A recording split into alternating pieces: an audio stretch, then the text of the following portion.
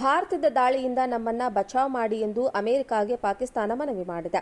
ಪಾಕಿಸ್ತಾನದ ಮೇಲೆ ಕೋಪಗೊಂಡಿರುವ ಭಾರತವನ್ನು ಶಾಂತಗೊಳಿಸಿ ಎಂದು ಅಮೆರಿಕದ ವಿದೇಶಾಂಗ ಕಾರ್ಯದರ್ಶಿಗೆ ಪಾಕ್ ಪ್ರಧಾನಿ ಶಹಬಾಜ್ ಶರೀಫ್ ಬೇಡಿಕೊಂಡಿದ್ದಾರೆ ಎಂದು ವರದಿಯಾಗಿದೆ.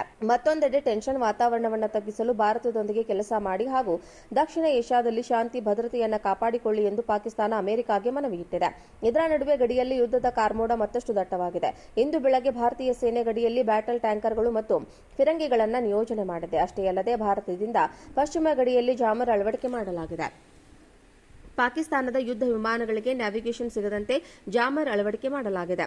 ಗ್ಲೋಬಲ್ ನ್ಯಾವಿಗೇಷನ್ ಸ್ಯಾಟಲೈಟ್ ಸಿಸ್ಟಮ್ ಅನ್ನು ಪಾಕ್ ಮಿಲಿಟರಿ ಬಳಸುತ್ತಿದೆ. ರಷ್ಯಾ ಅಮೆರಿಕದ ಸ್ಯಾಟಲೈಟ್ ಮೂಲಕ ನ್ಯಾವಿಗೇಷನ್ ಸಿಸ್ಟಮ್ ಬಳಸುತ್ತದೆ. ಜಾಮರ್ ಅಳವಡಿಕೆಯಿಂದ ಪಾಕ್ನಿಂದ ನಿಖರವಾದ ದಾಳಿ ನಡೆಸಲು ಸಾಧ್ಯವಾಗುವುದಿಲ್ಲ. ಭಾರತದ ದಾಳಿಯಿಂದ ನಮ್ಮನ್ನ ಬಚಾವ್ ಮಾಡಿ ಎಂದು ಅಮೆರಿಕಾಗೆ ಪಾಕಿಸ್ತಾನ ಮನವಿ ಮಾಡಿದೆ. ಪಾಕಿಸ್ತಾನದ ಮೇಲೆ ಕೋಪಗೊಂಡಿರುವ ಭಾರತವನ್ನು ಶಾಂತಗೊಳಿಸಿ ಎಂದು ಅಮೆರಿಕದ ವಿದೇಶಾಂಗ ಕಾರ್ಯದರ್ಶಿಗೆ ಪಾಕ್ ಪ್ರಧಾನಿ ಶಹಬಾಜ್ ಶರೀಫ್ ಬೇಡಿಕೊಂಡಿದ್ದಾರೆ ಎಂದು ವರದಿಯಾಗಿದೆ. ಮತ್ತೊಂದೆಡೆ ಟೆನ್ಷನ್ ವಾತಾವರಣವನ್ನು ತಗ್ಗಿಸಲು ಭಾರತದೊಂದಿಗೆ ಕೆಲಸ ಮಾಡಿ ಹಾಗೂ ದಕ್ಷಿಣ ಏಷ್ಯಾದಲ್ಲಿ ಶಾಂತಿ ಭದ್ರತೆಯನ್ನು ಕಾಪಾಡಿಕೊಳ್ಳಿ ಎಂದು ಪಾಕಿಸ್ತಾನ ಅಮೆರಿಕಾಗೆ ಮನವಿ ಇಟ್ಟಿದೆ. ಇದರ ನಡುವೆ ಗಡಿಯಲ್ಲಿ ಯುದ್ಧದ ಕಾರ್ಮೋಡ ಮತ್ತಷ್ಟು ದಟ್ಟವಾಗಿದೆ. ಇಂದು ಬೆಳಗ್ಗೆ ಭಾರತೀಯ ಸೇನೆ ಗಡಿಯಲ್ಲಿ ಬ್ಯಾಟಲ್ ಟ್ಯಾಂಕರ್ಗಳು ಮತ್ತು ಫಿರಂಗಿಗಳನ್ನು ನಿಯೋಜನೆ ಮಾಡಿದೆ. ಅಷ್ಟೇ ಅಲ್ಲದೆ ಭಾರತದಿಂದ ಪಶ್ಚಿಮ ಗಡಿಯಲ್ಲಿ ಜಾಮರ್ ಅಳವಡಿಕೆ ಮಾಡಲಾಗಿದೆ. ಪಾಕಿಸ್ತಾನದ ಯುದ್ಧ ವಿಮಾನಗಳಿಗೆ ನ್ಯಾವಿಗೇಷನ್ ಸಿಗದಂತೆ ಜಾಮರ್ ಅಳವಡಿಕೆ ಮಾಡಲಾಗಿದೆ. ಗ್ಲೋಬಲ್ ನ್ಯಾವಿಗೇಷನ್ ಸ್ಯಾಟಲೈಟ್ ಸಿಸ್ಟಮ್ ಅನ್ನು ಪಾಕ್ ಮಿಲಿಟರಿ ಬಳಸುತ್ತಿದೆ. ರಷ್ಯಾ ಅಮೆರಿಕದ ಸ್ಯಾಟಲೈಟ್ ಮೂಲಕ ನ್ಯಾವಿಗೇಷನ್ ಸಿಸ್ಟಮ್ ಬಳಸುತ್ತದೆ. ಜಾಮರ್ ಅಳವಡಿಕೆಯಿಂದ ಪಾಕ್ನಿಂದ ನಿಖರವಾದ ದಾಳಿ ನಡೆಸಲು ಸಾಧ್ಯವಾಗುವುದಿಲ್ಲ. ಭಾರತದ ದಾಳಿಯಿಂದ ನಮ್ಮನ್ನ ಬಚಾವ್ ಮಾಡಿ ಎಂದು ಅಮೆರಿಕಾಗೆ ಪಾಕಿಸ್ತಾನ ಮನವಿ ಮಾಡಿದೆ. ಪಾಕಿಸ್ತಾನದ ಮೇಲೆ ಕೋಪಗೊಂಡಿರುವ ಭಾರತವನ್ನು ಶಾಂತಗೊಳಿಸಿ ಎಂದು ಅಮೆರಿಕದ ವಿದೇಶಾಂಗ ಕಾರ್ಯದರ್ಶಿಗೆ ಪಾಕ್ ಪ್ರಧಾನಿ ಶಹಬಾಜ್ ಶರೀಫ್ ಬೇಡಿಕೊಂಡಿದ್ದಾರೆ ಎಂದು ವರದಿಯಾಗಿದೆ. ಮತ್ತೊಂದೆಡೆ ಟೆನ್ಷನ್ ವಾತಾವರಣವನ್ನು ತಗ್ಗಿಸಲು ಭಾರತದೊಂದಿಗೆ ಕೆಲಸ ಮಾಡಿ ಹಾಗೂ ದಕ್ಷಿಣ ಏಷ್ಯಾದಲ್ಲಿ ಶಾಂತಿ ಭದ್ರತೆಯನ್ನು ಕಾಪಾಡಿಕೊಳ್ಳಿ ಎಂದು ಪಾಕಿಸ್ತಾನ ಅಮೆರಿಕಾಗೆ ಮನವಿ ಇಟ್ಟಿದೆ.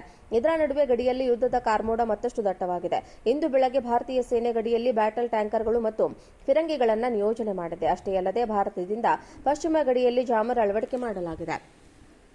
ಪಾಕಿಸ್ತಾನದ ಯುದ್ಧ ವಿಮಾನಗಳಿಗೆ ನ್ಯಾವಿಗೇಷನ್ ಸಿಗದಂತೆ ಜಾಮರ್ ಅಳವಡಿಕೆ ಮಾಡಲಾಗಿದೆ.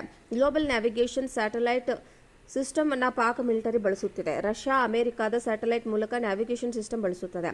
ಜಾಮರ್ ಅಳವಡಿಕೆಯಿಂದ ಪಾಕ್ನಿಂದ ನಿಖರವಾದ ದಾಳಿ ನಡೆಸಲು ಸಾಧ್ಯವಾಗುವುದಿಲ್ಲ.